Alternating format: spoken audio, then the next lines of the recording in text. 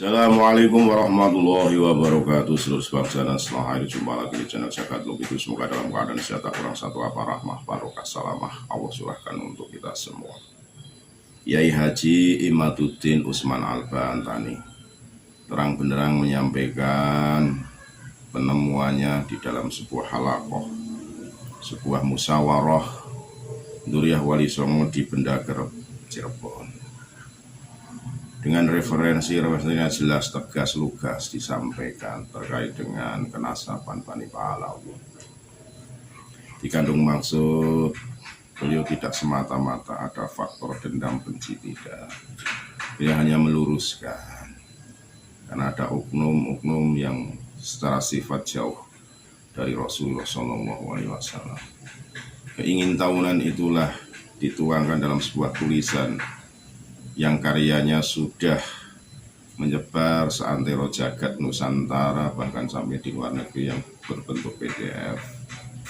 Beliau juga sangat dengan terang benderang ya hal itu sampaikan bahwa semuanya itu juga demi kemaslahatan dan demi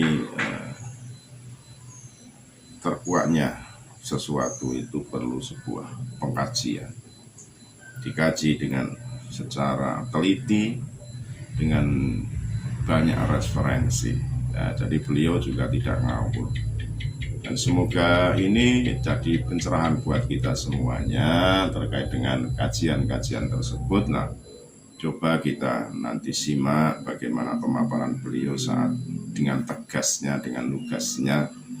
Pantas kalau dia disebut sebagai Syekh Nawawi Sani Al-Bantani. Nah, ini saya sangat setuju. Tegas, lugas, macan Siliwangi ya, Sultan Hasanuddin Al-Bantani menyampaikan hal tersebut dengan terang benderang di hadapan semua hadir dan semua mantuk-mantuk.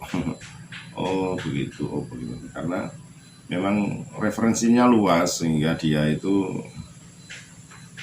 sesuatunya itu diutarakan dengan seilmiah mungkin berdasarkan referensi yang ada, tidak dibuat-buat, tidak neko-neko.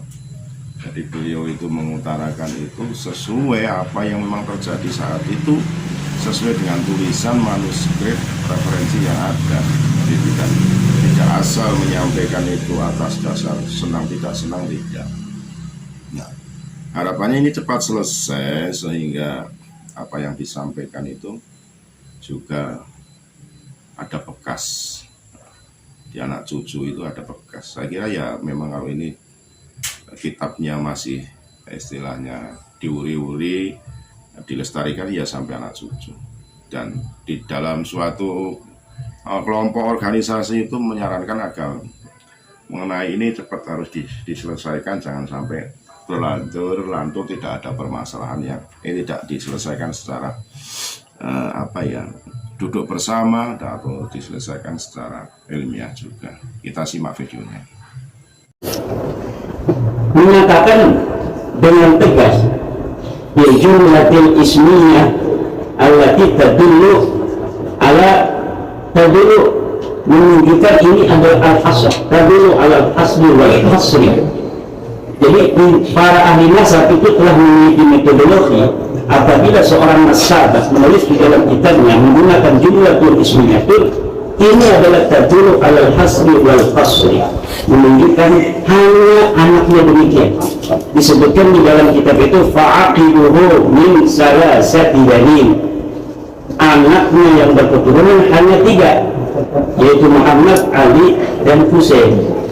Nah ini sudah tegas dan tidak ada lagi kemudian yang ke-7, tidak ada di abad ke-8 ada sebuah manuskrip yang problematik, yaitu namanya kitab As-Suluk fi Tabaqatul Ulama wal Muluk. Dalam satu manuskrip menyebutkan sebuah silsilah Syarif Abdul Jadid itu langsung kepada Isa, Jadid bin Isa. Ada manuskrip lainnya yang versi cetak itu Jadid bin Abdullah bin Ahmad bin Isa. Jadi manuskripnya aja ada 2. Kemudian siapa ada seorang Habib namanya Ali As-Sakran pada abad 9 bapak 895 dalam kitabnya Al-Buqatul Musyiqah, dia mengatakan bahwa silsilah kami dulu namanya Ubaid. Jadi Ubaid bin Ahmad bin Isa katanya. Nah, dia menulis kitab itu yang di situ ada satu manuskripnya yang menyatakan Bani Jadid ini ke Abdullah ke Ahmad bin Isa, kemudian dia nyangkok ke situ. Berarti katanya bahwa itu mimma taqaddama awalan ma'qulan min kitabis sunnah. Aku memahami dari apa yang kami sebutkan tadi dengan menukil dari pertama dari kitab As-Sunnah bahwa sebenarnya menurut kami yang namanya Ubaid itu bukan Ubaid tapi Abdullah. Nah, kemudian kenapa bisa menjadi Ubaid?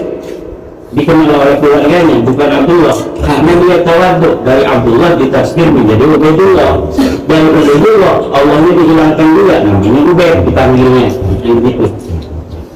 Nah, jadi orang yang pertama kali mengatakan bahwa Ba'alawi ini adalah keturunan Rasulullah Habib Ali Abu Bakar As-Sakran tahun 890. Maka saya menyatakan itu ada keputusan 551 tahun digenapkan menjadi 550 tahun. Saya mohon bukti mana kitabnya menyatakan bahwa Ubaid ini anak daripada Ahmad. Tidak ada sama sekali kitab dari mulai wafatnya Ahmad bin Isa 345 sampai adanya klaim dari Habib Ali As-Sakran yang menyatakan bahwa leluhurnya adalah keturunan Rasulullah dari jalur Ahmad bin Isa, karena dia menggunakan namanya itu jalur Ahmad bin Isa melalui Ubaidillah, yang Ubaidillah dikatakan sebagai anak Ahmad, sementara di kitab 345 sampai 195 ini tidak ada yang menyatakan begitu. Jadi ada keputusan intifa' riwayah 550 tahun. Nah, maka saya menyimpulkan setelah itu diketahui oleh saya kemudian bukan hanya kitab nasar, kitab sejarah. Apakah ada di sejarah yang merekam adanya seorang tokoh namanya Abdullah atau gitu? Tidak ada. Ada seorang raja dari Bani Rasuli yang mencatat nama-nama keturunan Rasul yang ada di Yaman yang ada di Hadramaut.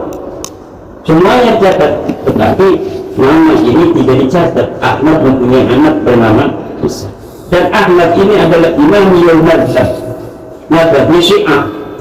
Lalu kenapa di dalam kitabnya Abdullah bin Nuh, yaitu Abdullah bin Nuh, kitabnya Muhammad bin Syihab yang membuat sebuah namanya itu biografi tentang Ahmad al-Muhajir, Abdullah Ubaidillah Ahmad al-Muhajir, Abdullah Ubaidillah, ini dikatakan madhab mereka adalah sunnah wal jamaah. Apa terjadinya metamorfosa perpindahan dari dia dari Syiah menjadi dari sunnah ini? Setelah kita dengar, kita simak videonya, ternyata terang benderang juga apa yang disampaikan oleh Kiai Haji Imaduddin Usman Al-Bantani sedulur. Semoga ini menjadi pencerahan buat kita semuanya. Kita tidak terbelenggu, kita tidak taklid buta, kita tidak mahabbah secara doktrin yang akan menjadikan sebuah ikatan emosional yang tidak sewajarnya, sehingga kita mau melepaskan diri itu ada rasa takut dan lain sebagainya. Dengan kajian ilmiah Kiai Haji Imaduddin ini menjadi pencerahan buat kita semuanya. Dan kita tidak harus istilahnya membenci seseorang, tidak. Ini ilmiah ya, ilmiah itu ya juga biar ilmiah yang menjawabnya. Kita mengomentari aja, harus hanya mengomentari saja, tidak boleh menyalahkan satu pihak karena ini belum ada bantahan. Kalau kita menyalahkan salah satu pihak, kita keliru karena bantahannya belum ada. Kalau bantahan sudah ada, terus itu bantahan itu yang kuat Kiai Imaduddin atau yang kuat dari Bani Ba'alawi, ya itu kan kita tidak tahu. Yang kuat dari Ba'alawi, Kiai Imaduddin tidak kuat, nanti Kiai Imaduddin ya tidak seperti itu. Jangan sampai ada pembenci di antara kedua belah pihak, sehingga penemuan ilmiah itu tidak dijejerai dengan kekotoran-kekotoran batin yang ada sifat iri dengki, dendam, dan lain sebagainya, sehingga ilmiah itu hanya sebagai kajian, menambah wawasan, sebagai pengetahuan, tidak untuk menjustis seseorang, karena sesuatu hal itu harus didasari dengan keikhlasan hati, kelapangan hati, itu ilmu akan mancing. Saya kira itu, segala hilaf mohon maaf. NKRI Agama Nusantara Milik. Assalamualaikum warahmatullahi wabarakatuh.